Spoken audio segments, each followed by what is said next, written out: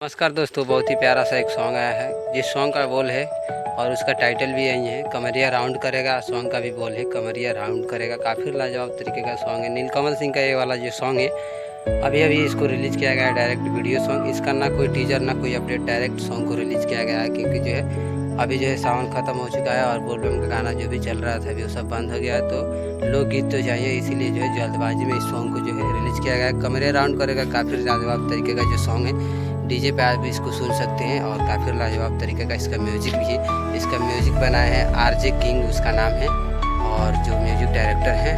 और जो इस सॉन्ग में नीलकमल सिंह गाए हैं, उनके साथ में जो है प्रियंका सिंह है। काफ़ी लाजवाब गाती है। जब भी प्रियंका सिंह गाती है तो उनका एक अलग रिकॉर्ड बनता है।